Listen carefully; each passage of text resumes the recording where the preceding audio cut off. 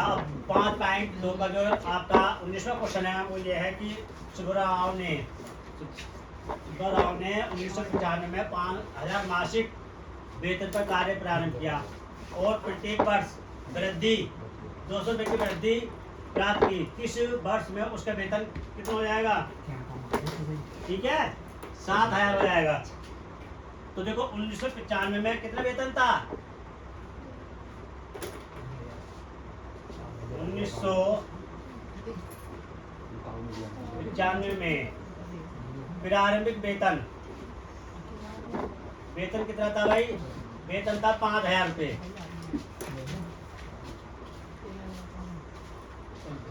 मासिक वेतन कितना है? अच्छा, वेतन वृद्धि कितनी है? तो भैया वेतन वृद्धि कितनी है? वेतन वृद्धि है आपके 200 रुपये। अब थोड़ा सा आपको सवाल में थोड़ा सोचना है। क्या सोचना है? कि 1995 जब वेतन 5,000 पर काम शुरू किया था, वेतन 5,000 पर जो काम शुरू किया था और उसके बाद 200 रुपये में वृद्धि हुई थी। तो 1996 में कितने हो गए भैया? 1996 में वेतन कितना हो जाएगा? तो ये देखो वेतन कितना हो जाएगा? 5,000 तो ये हो गया और 200 ये कितना हो गया? 5200। फिर 96 के बाद 97 में कितना हो जाएगा वेतन? वेतन हो जाएगा आपका 5200 तो ये है और वृद्धि कितनी है? 200। कितना हो गया? 5400 हो गया। फिर 97 के बाद क्या आएगा? 98 में वेतन कितना हो जाएगा आपका? 5400 तो ये है और भैया 200 की वृद्धि हो गई, कितना हो गया? 5600 हो गया।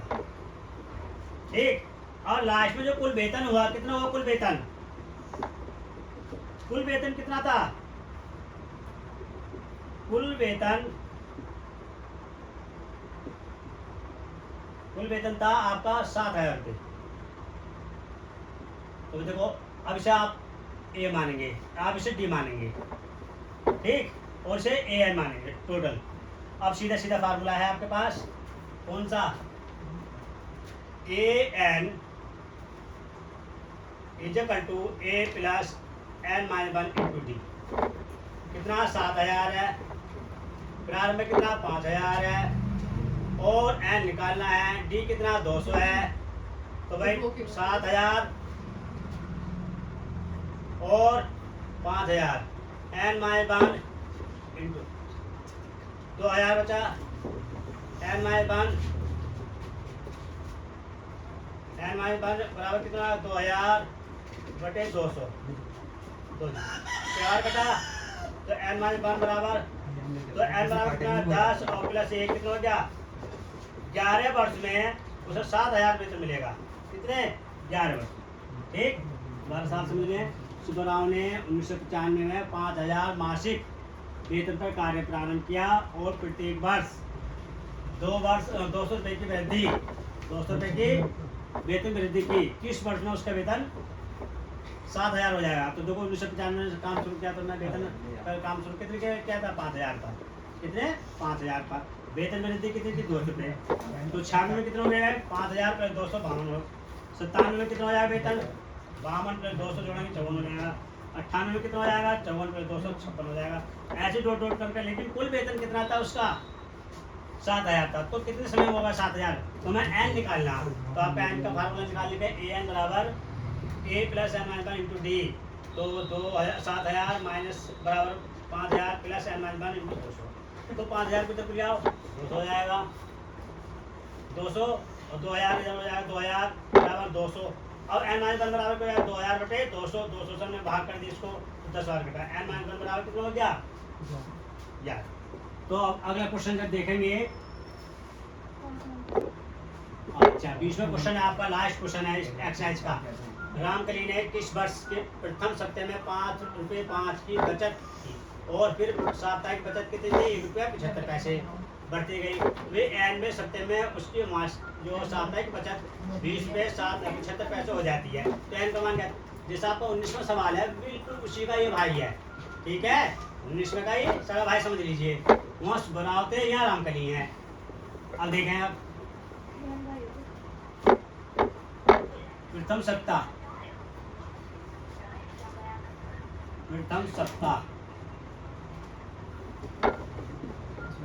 में प्रारंभिक बचत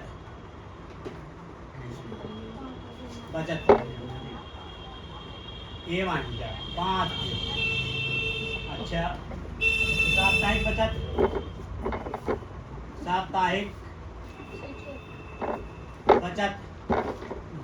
डी कितनी है, ₹1.75। उसके बाद कुल बचत कितनी है भाई, कितनी है, ₹20.75। अब ये देखो सब कुछ मिल गया आपके पास, ए भी है, डी भी है, ए एन भी है। अब एन का मान निकालना, एन का मान ज्ञात करना। तो a n is equal to हो जाएगा a plus n minus 1 into d. कितना, ₹20.75 और ₹5 और आपका एन माइनस 1 इंटू डी कितना है, ₹1.75। इधर को ले जाइए आप, ₹20.75 में ₹5 घटा दीजिए, कितना बचेगा आपका, सीधा सीधा है ₹15.75 बचेगा।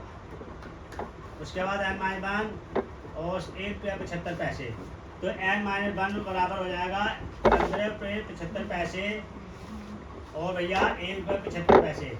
अब देखो इसको कैंसिल कर दीजिए, दशमलव से दशमलव कैंसिल किया। एन माइनस 1 बराबर हो जाएगा ₹15.75, 75 पैसे खत्म हो, दशमलव से दशमलव और 175। अब उसके बाद 5 से 5 दिया 15, 5 किलो 5